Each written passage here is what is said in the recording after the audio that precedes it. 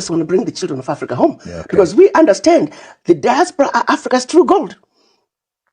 Think of the brains that are in the diaspora. Think of the monies in the diaspora. If we can just repatriate those brains, repatriate those monies in an organized way, we don't need anybody. We are actually the only continent on earth that doesn't need the world. The world is Africa. Everybody knows it. There's not a single strategic planning session by any country around the world outside Africa that doesn't start with Africa. Because everything they need can and is being found in Africa. So we have what it takes, and they know it. You know, they're very jealous of us, actually very envious of what we have as a people. So not only have they gone after our natural resources, now they're going after our human resources. You see, they've gone for so many decades of reduced reproductive process. Now, the age gaps in their nations, huge.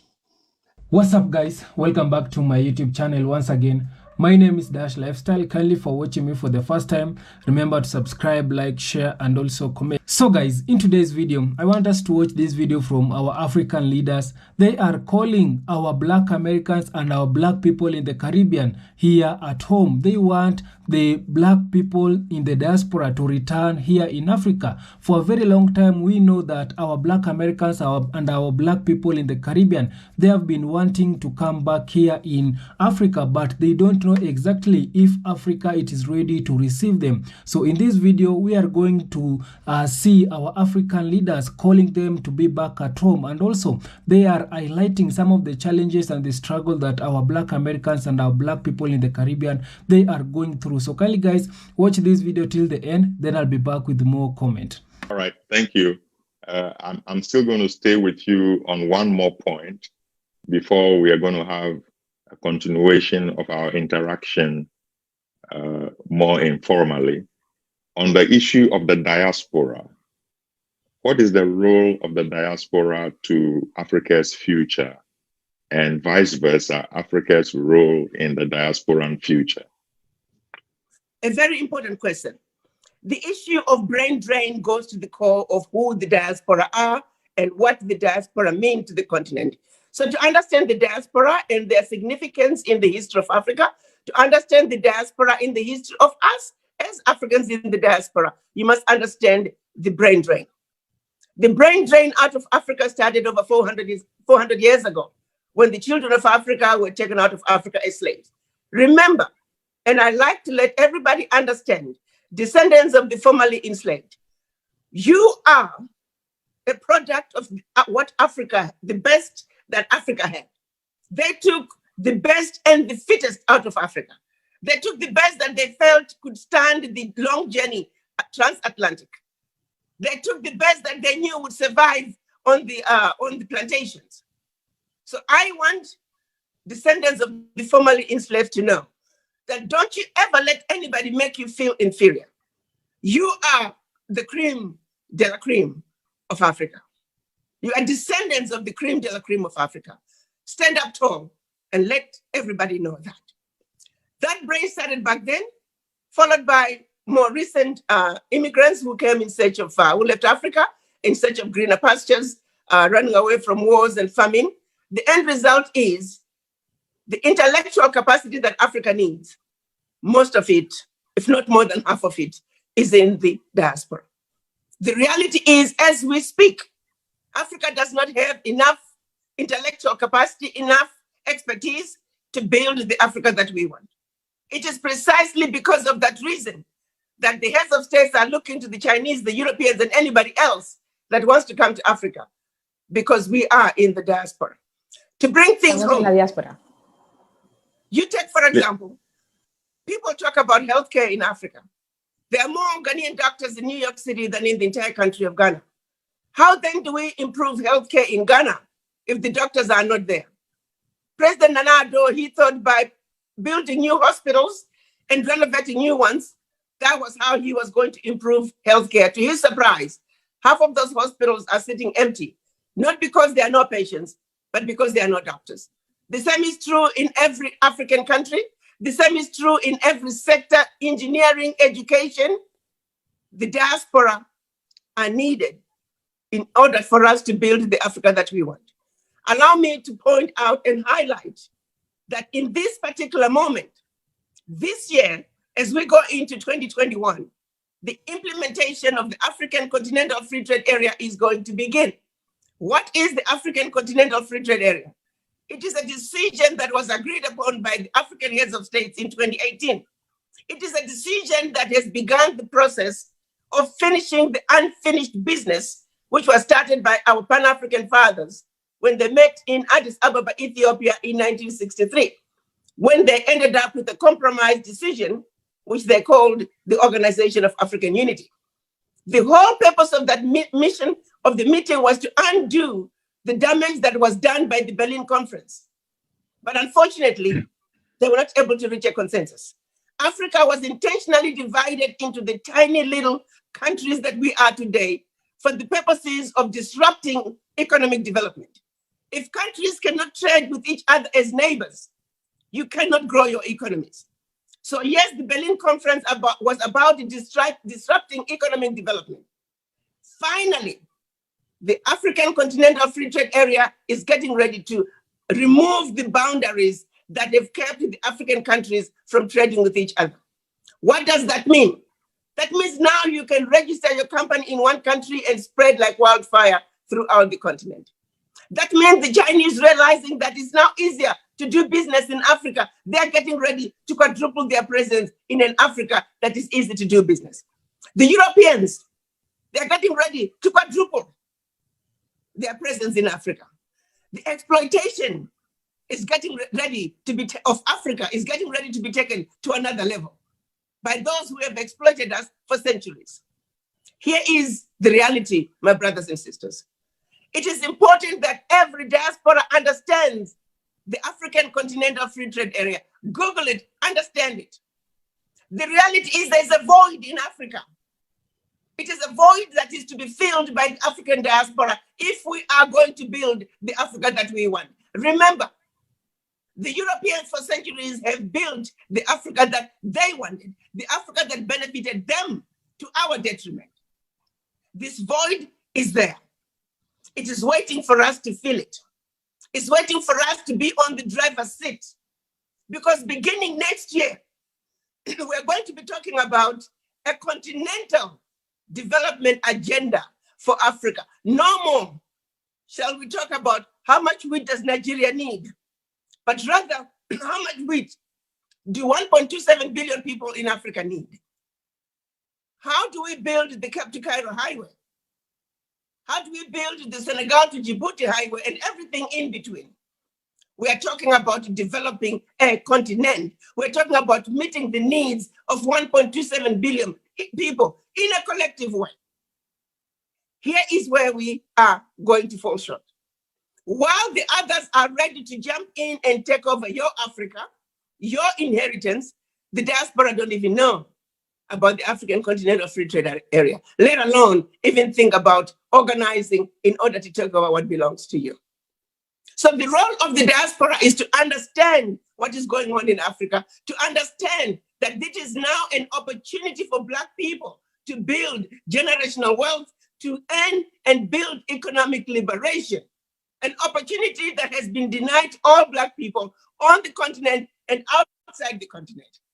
The African Continental Free Trade Area is an opportunity for the diaspora to unite and to go home and fill that void that has your name. Take over that seat that has your name. If we do not come together as the diaspora private sector and unite with the diaspora, with the private sector on the continent, Africa is going to be taken over, this time for good, by those who have exploited us for centuries. This moment is a critical moment. We have a responsibility as the diaspora to seize it, to unite, and be prepared to pull our funds together so our Africa cannot be taken away from us. We owe it to our children, our grandchildren, and generations to come. What is in Africa belongs to them. It is their inheritance, and we must defend it by any means necessary. Let's unite. It's something that we need to understand if, as Black people, if we are going to change our circumstances in the world. We are the most disrespected race by design. We were systematically brainwashed. We were systematically put in the state of mind that we are in. If you look at, let's take you back to Africa, prior to the children of Africa being taken out of Africa as slaves, and even after they were taken out of Africa as slaves, the instructions that the missionaries were given in terms of how to deal with the African. Remember, when they came to Africa, they found very resistant people, very well-established religious, educational systems, people who were so strong that they didn't know how they could conquer Africa unless they addressed the issues of Africa from the core. So they set out a process of letting us believe that everything to do with Black and African was bad, and everything to do with white was better. White and European was better. We have to understand that the missionaries were given instructions on how to instruct us and how to control our minds. They were told to teach us how to read, but not to reason. It was a systematic process, specific instructions on how to handle a Black person in order to get them where they wanted us to be. They used the same process with the slaves on the plantations, where they began this process of divide and conquer, lighter-skinned people versus darker-skinned people, the straighter your nose versus the flatter your nose, thin lips versus thick lips. It was a process that we have been put through. We have been trained to self-hate. I use the example of religion, and I use an example of myself growing up in Zimbabwe. The British did not come to Zimbabwe until 1896. Prior to their coming, we did not know of white color or Black color. We were Africans. We were Africans. But the missionaries came in and they told us about Christianity. They told us about Jesus Christ. They told us about the angels who were white and the devil who was Black. Then they turn around and say, the angels are desirable. They do the wonderful things. We must aspire to be like them. And they said, oh, by the way, we may not look like this white sheet of paper. Besides, remember, they introduced the color white and the color Black. We didn't have that. So we know how Black looks like. We know how white looks like. But they turn around and say, the angels are white and we are white too. Never mind how we look. We may not look like this piece of paper, but believe we are white and we represent the angels. And you're Black. You may not look like this cover of my phone, which is Black, but you represent the devil. The devil is Black. The devil is evil. We all must run away from the devil. You don't want to represent the devil. Oh, by the way, you may not look like this Black piece of paper, but you're Black too. Then now let's go to church. And we kneel down in front of the white angels, in front of white Jesus, who we know very well Jesus Christ was not white. Even their own Bible tells us he had crimson skin. We know for a fact that when Mary and Joseph were running away from King Herod, they were told to go to Egypt. Why? Because in Egypt, Jesus Christ would blend with those who looked more like him. If he was white, they would have told them to run to Europe. So we have all these obvious lies that we have been told. So for centuries, we have knelt and worshipped white Jesus and white angels and denied that which they told us represented us. So they systematically put us through a process of self-hate. It is not by surprise that we hate ourselves. We don't like each other. We don't trust each other. Understand that this has been a systematic process of criminalizing Blackness, of teaching us and training us to hate everything that looks like us, and educating that the more we look closer to what white people do, the better off we are. So we spend the rest of our lives and the lives of our children and the lives of generations to come, if we do not do something about it, hating ourselves, teaching our children to hate ourselves. We are a sick people. Let's face it. We need healing. We have been so brainwashed to hate ourselves. We have been so brainwashed to the point that even the obvious lies, we hear them, we know their lies, but we can't get ourselves to to unbelief. I believe in Jesus Christ. What I have problems with is what they have done with the name of Jesus Christ. Abused his name, misrepresented his name.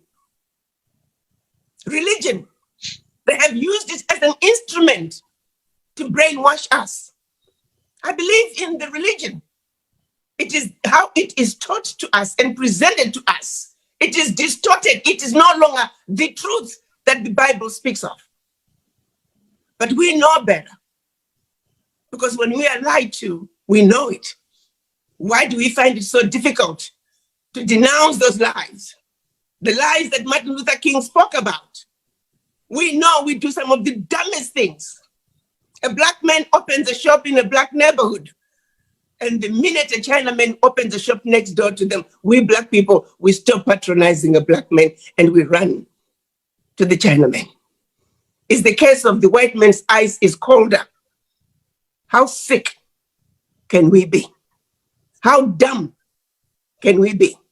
Even in the face of obvious truths, it's easier for us to believe a white man when they lie to us because the white man said so.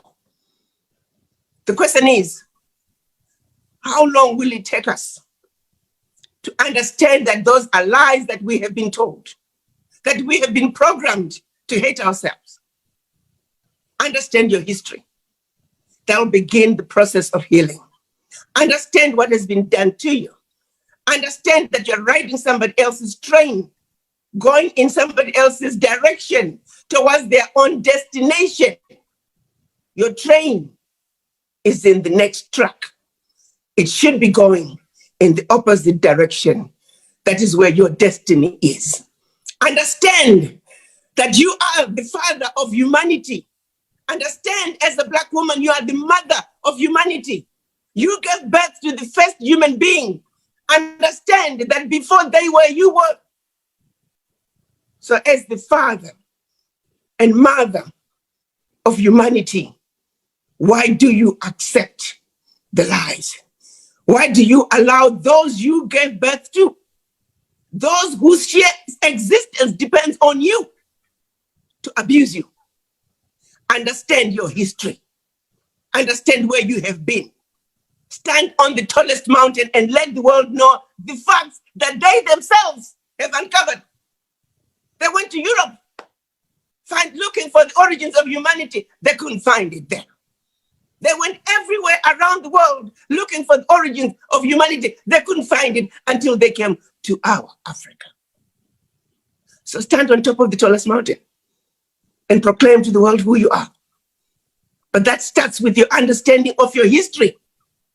Let the world know that you're the beautiful, intelligent, sophisticated, highly adaptable, and totally indestructible original person, original human being, the African.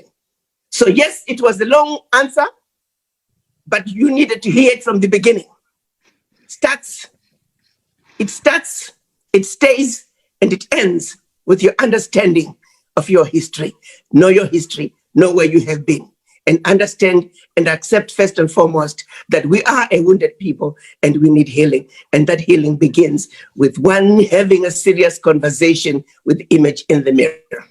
Thank you. Thank you very much, Your Excellency. Very passionately presented. I will say that if the color coding was intentional, and for that matter, it was also false, why do we continue to call ourselves blacks and call others whites or yellow or whatever? Why don't we just stop using that categorization and simply call ourselves Africans? You're right. Yeah. I speak to that. I speak to that all the time. Again, we're just accepting the blatant lies. My brother, I'm looking at you, you're looking at me. I don't blend with my black hair. I don't blend with my black dress. So yes, those are lies. We need to undo them. So maybe there needs to be a movement that needs to start to say we are Africans and we refuse to be color-coded anymore, because that color coding, it goes to the core of who we are. Look at that little experiment they did on CNN with Anderson Cooper, with little girls being given white dolls and black dolls. Even black kids at that early age, they preferred the white dog. So it's deep. So yes, we can change it. We can begin by saying we're Africans, no more color, because that is it was used to divide us. It was used to self-hate. So I agree with you. I think there should be a movement to refuse to be called black and be called African. It's up to us to start that movement.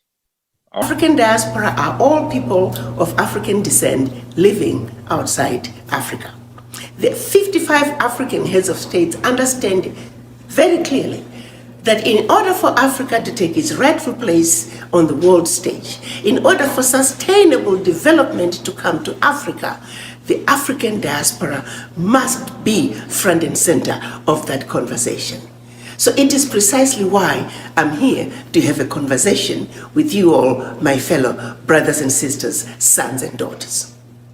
As you all know, I was appointed by Chairman Zuma, the former chair of the African Union.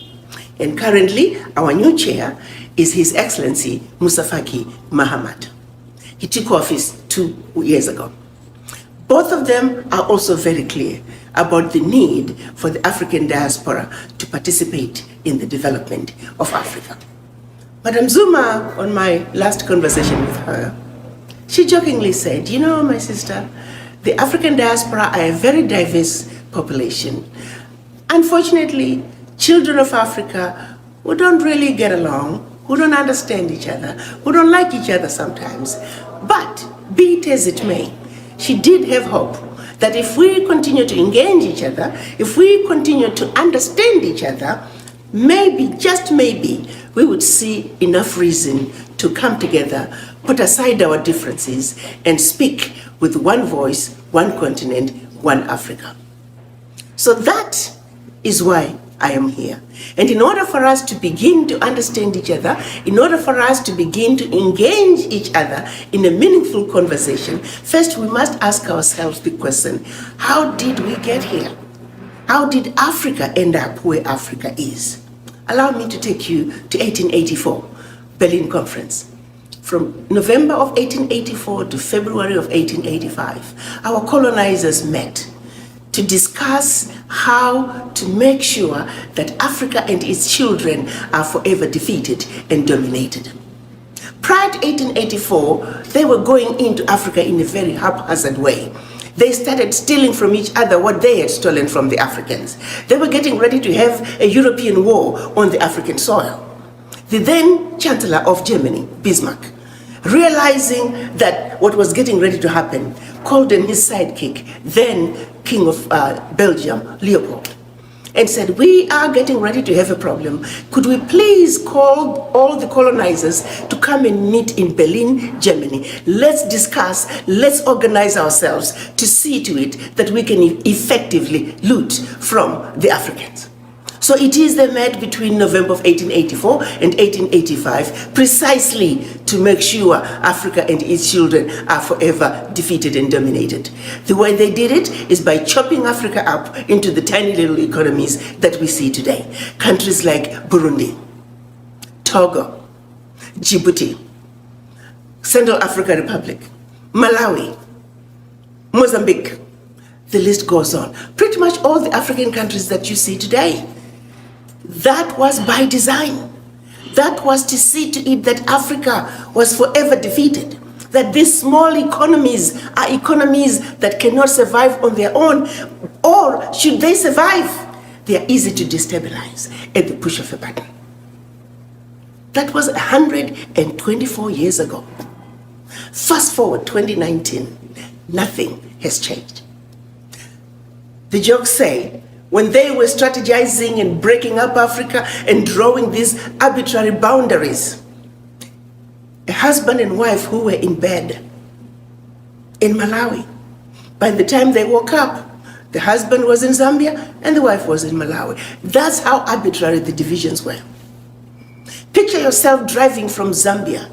You're speaking English. Pretty soon, you're in Angola. You're speaking Portuguese. Pretty soon, you're in the DRC. You're speaking French. Pretty soon, you are in Equatorial Guinea. You're speaking Spanish. Keep moving north. You're now in the southern part of Cameroon, you're speaking English. You go up north, you're speaking French. Soon after that, you are in Nigeria, you're speaking English. It was such an arbitrary process, a process that brought maximum division among people who were once the same. We were powerful kingdoms. The countries of Africa that we know today, prior to 1884, they did not exist as these countries.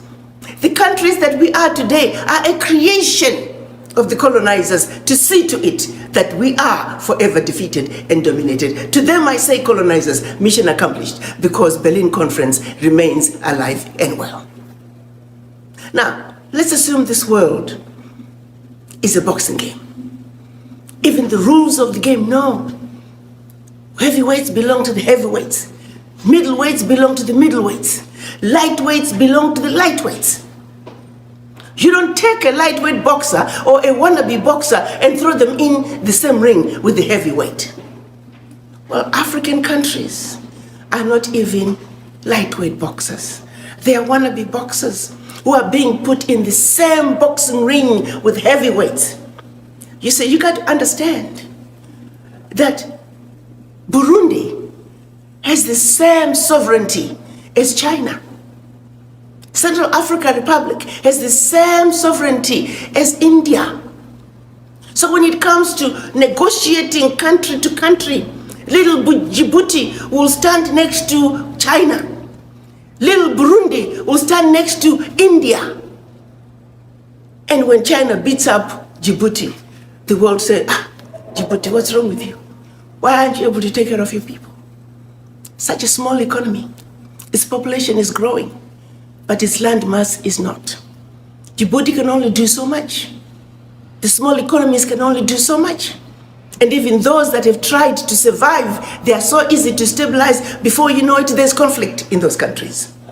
And next thing you know, everything is falling apart. Such is the status of our Africa, ladies and gentlemen. It is so important to me that we understand our Africa from the root cause. So as if Berlin Conference was not enough, when the colonizers were leaving the continent between 1958 and 1961, France did something that was just downright terrible. Made the African leaders sign what they call the Pact for the Continuation of Colonization. France made the Francophone countries sign the Pact for the Continuation of Colonization. Allow me to highlight a few of the items in the Pact for the Continuation of Colonization, and I urge all of you to Google it and read it. And if that does not disgust you, I don't know what will. First, the French said, well, you see, we built a few schools, a few roads, a few hospitals, taught you about the fork and knife and sitting on a table and eating with utensils. We're going to call that the colonial debt. And for that you shall pay to perpetuity. In addition, you will deposit 85% of your bank reserves with the Minister of Finance, the French Minister of Finance. Collectively, the Minister of Finance, the French Minister of Finance will take all your deposits. It was 85% back then. It's now down to about 60. The French minister will invest that money in the French stock exchange under the French name. You may or may not know the returns. Today, France is taking out of Africa, Francophone Africa, over $500 billion. Over $500 billion. We, the Africans, the poor countries, we're giving France over $500 billion a year. Year in, year out. And no one is talking about it. The latest figures are saying for every $14 billion that France takes out of Africa, by the time they finish investing it, they're realizing upwards of $300 billion for every $14 billion. So in actuality, France is taking out of Africa trillions of dollars year in, year out. Should any of those countries wish to access some of their own money that they deposited with France, they have to submit their own financial reports for the country. And if approved, they can only access up to 20% of that money as a loan at commercial interest rates. Figure that one out. It is our reality. It gets better. They were also told that if you need any military equipment, you can only purchase it from France. Your military can only be trained by France. That France will have military presence in your own country and can invade you without notice should they feel French interests are being violated. Language of instruction shall be French. All your minerals discovered, yet to be discovered, France has the first right of refusal. All the contracts, big contracts, private and public, French companies have the first right of refusal. Now, my brothers and sisters, sons and daughters, if you were to go home and run for president, and your first day in office, your chief of staff comes to you and says, oh, by the way, Mr. President, Madam President, before you start, I must read you the do's and don'ts as stipulated by the Pact for the Continuation of Colonization. And your chief of staff reads this to you. What power do you have? This is precisely what our colonizers wanted. To leave us in a position that no matter how hard we try, trying to get a leg up is mission impossible. But in those incidences that we're able to, regardless, because that's who we are as Black people, we're very easy to destabilize. Others might say, but Ambassador, why haven't the African leaders done something about this horrible pact? Well, they have. In the past, it's very well documented. Of the 60-something coups that took place in Africa, 7 of them are documented as having been orchestrated by France, and 7 of those involved an African leader being assassinated during a coup. And those coups were done precisely because those African leaders, those Pan-African leaders were trying to pull out of the Pact for the Continuation of Colonization. Now, there have been other coups that were created by just mercenaries who were running around trying to destabilize African countries, and always because the African countries would have discovered a natural resource. And they created those coups. So while the locals are fighting, thrown into a civil war, they will be siphoning that natural resource. We know the game now. We've seen them play the game. So it's not like there was no attempt to pull back. But the reality is, even now, when leaders have tried to push back on certain issues, next thing you know, there's conflict in that country.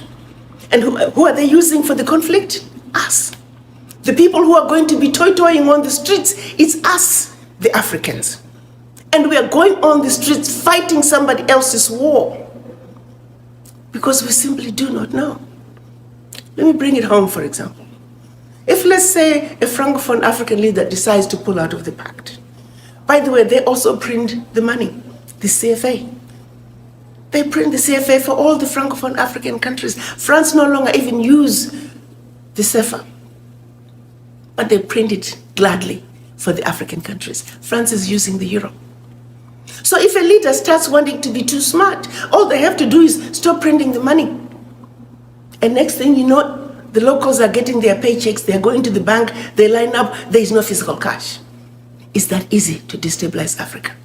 Food in most of the Francophone countries, close to 50% in some countries, the food is coming from France.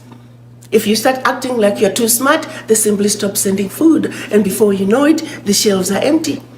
And the locals start demonstrating.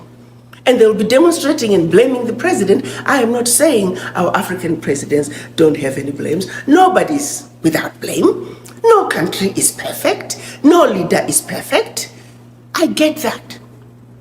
But what I'm saying is, in order for us to make sure when we demonstrate, when we complain, we are complaining about issues that are truly matter to us, not issues that we are being thrown into because somebody else has a different agenda. They're basically throwing a shiny object in one direction, and we run after the shiny object when the real issue is over here.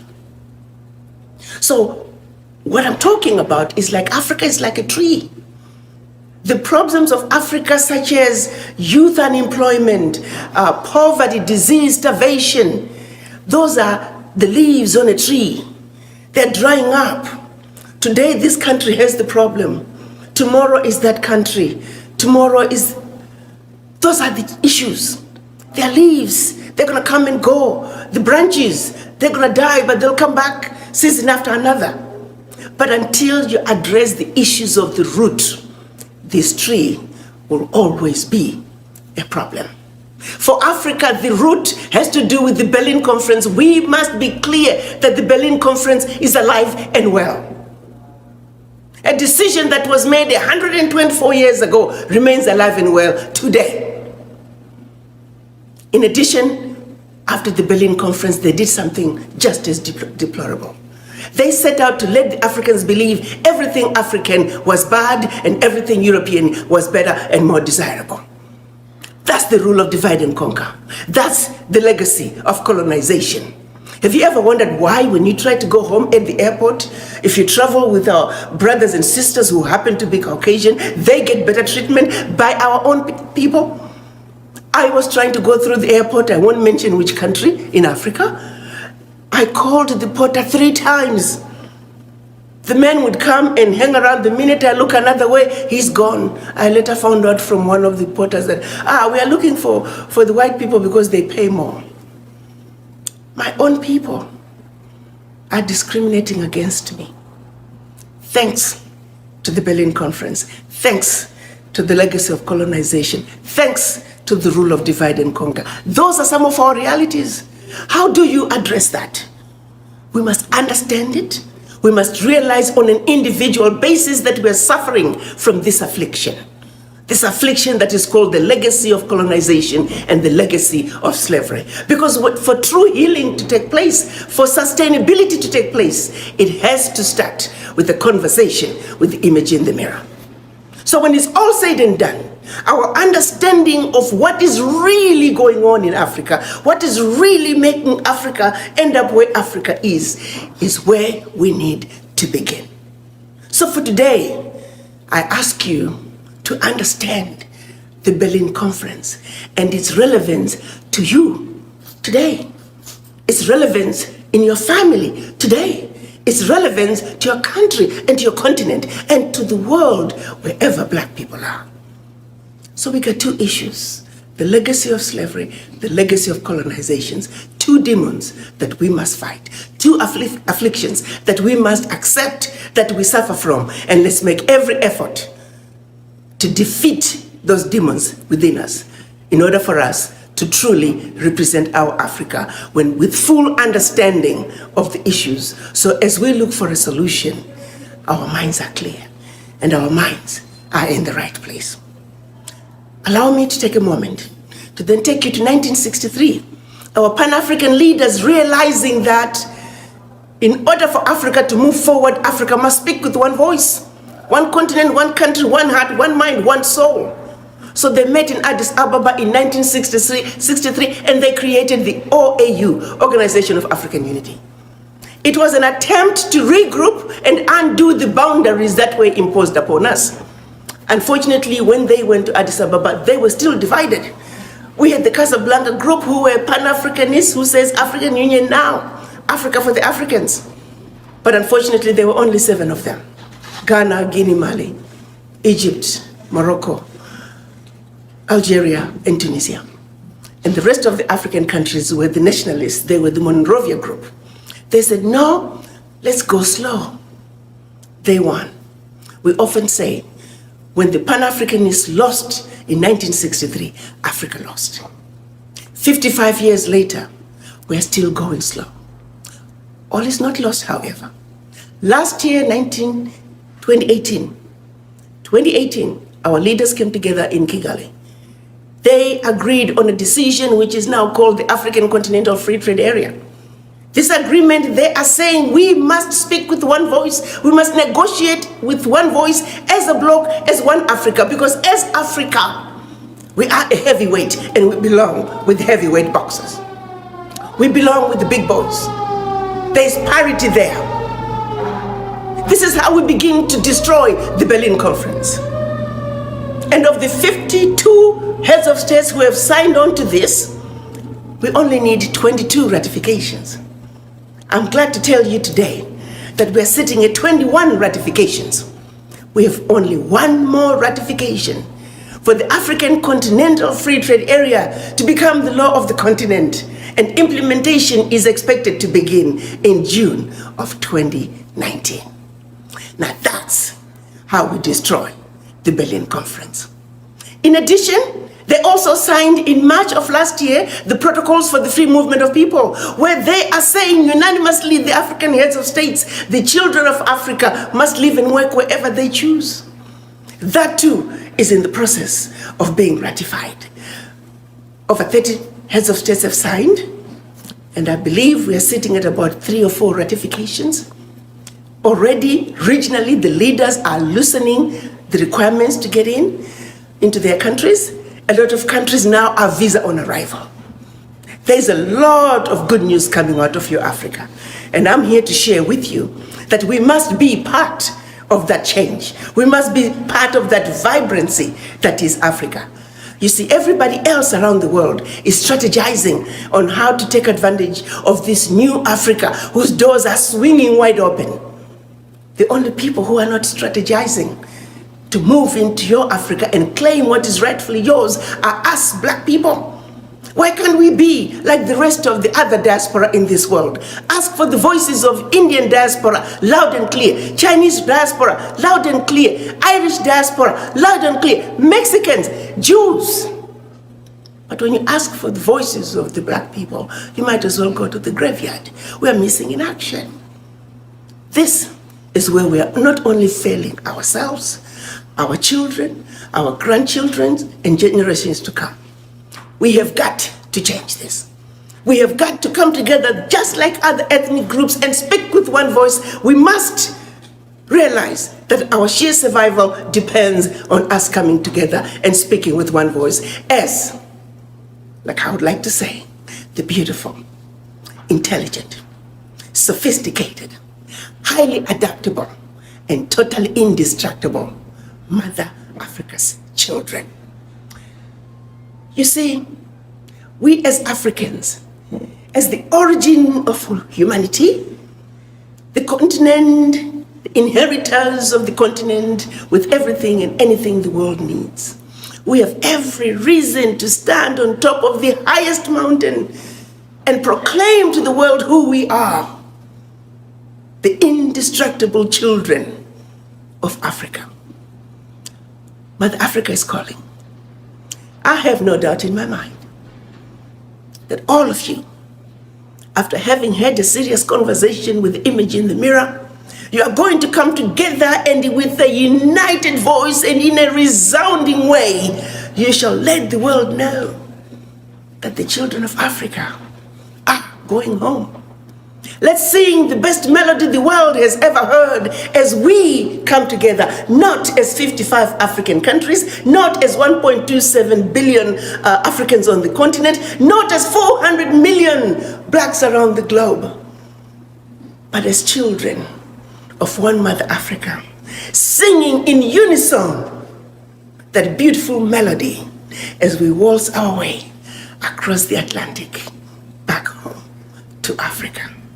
I thank you. So guys, I hope you have watched that video from our African leader. She's known as Dr. Arikana. I really love Dr. Arikana because she's that one of our African leader that she's always fighting the rights of the black people, whether in the diaspora, whether black people here in Africa. She usually fight the rights of the black people. She has come out and called to the black Americans and to the black people in the Caribbean to be back at home because revolution among us black people, it has started. So first of all, we black people, we need to unite because the biggest problem of us black people, it is unity. You have heard some of the problem and some of the challenges that the black Americans, they are going through in United States. It is because of the unity. Yeah, when we black people we will unite, these other races will start respecting us. You have seen what it is going on also in the Caribbean. So majority of us black people, we don't want to love each other, we don't want to support each other, we don't want to unite, and because of our disunity, it is now bringing more problems to us black people wherever we are. And one of the reasons to why Dr. Arikana she's telling about us black people is unity. We want to see the Black Americans uniting. We want to see the Afro-Caribbeans uniting. We want to see our African countries, our black people here in Africa uniting, because unity, when people they are coming together, unity, there is a strength, and people when they are coming together, there's a power in unity. So for us black people to be respected, for us black people to show these people that we are not separated, we need to unite so that we can be able to conquer these other races, because majority of our black people in United States, they are not speaking with one language. You can see the Chinese, they are speaking with one language. You can see the Indians, they are speaking with one language in United States, and these people, wherever they are raising their issues, it is easy for them to be heard. But what about the black people?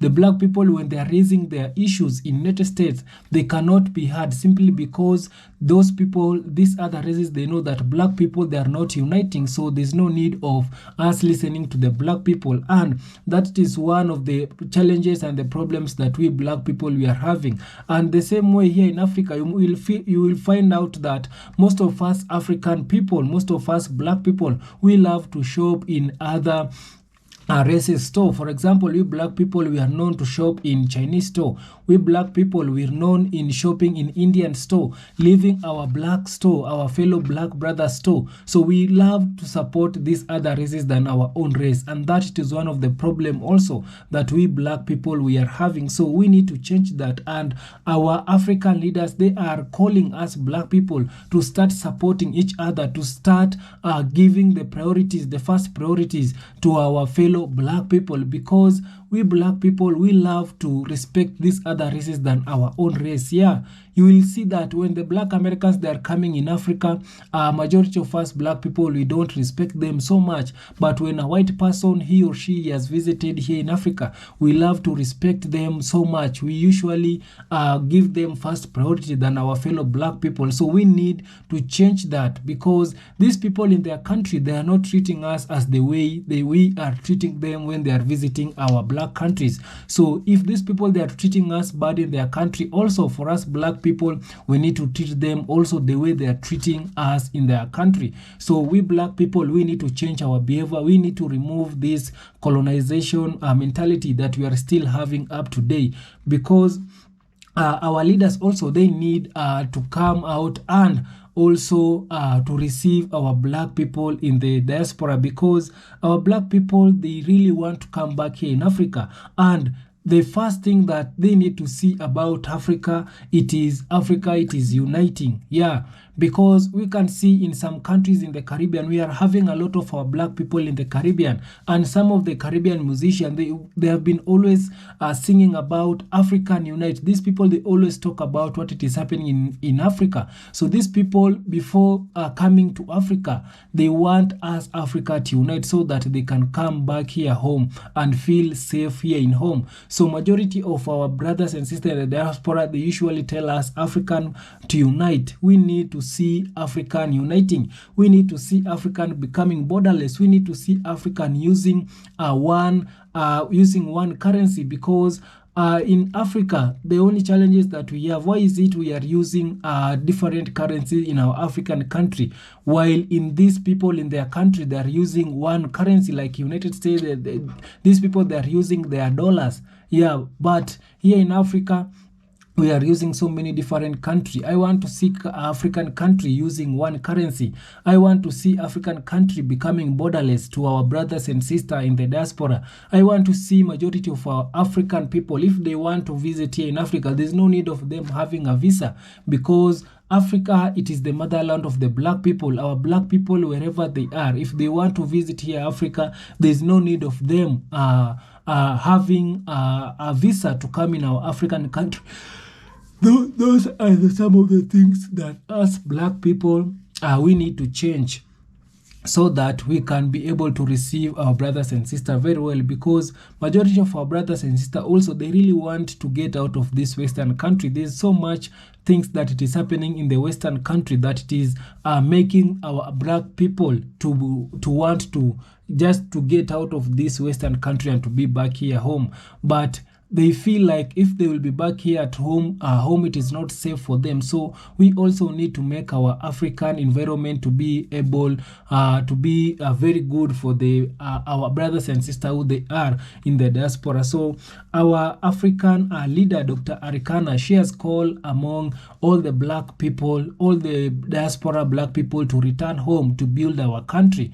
We black people, we have built this Western country. We need also to quit going to this Western country and back here home and build our country. We need to develop our country, also our country to be the first world country, so that our people, our fellow youth cannot go outside of our country to look for more opportunity. So we need also to create more jobs in our country so that black people can grow and develop their country to be a first world country. I know these people, they have destabilized some of our African country. These people, they are taking our resources from our African country. They are building their country with our resources. But we black people, we need to change that. We need to stop these people to for them taking our resources to their country. We need also our resources so that we can build our country. So kindly guys, subscribe if you haven't, like this video, share, and also comment. Let's talk more on the comment section. See you guys. Bye bye.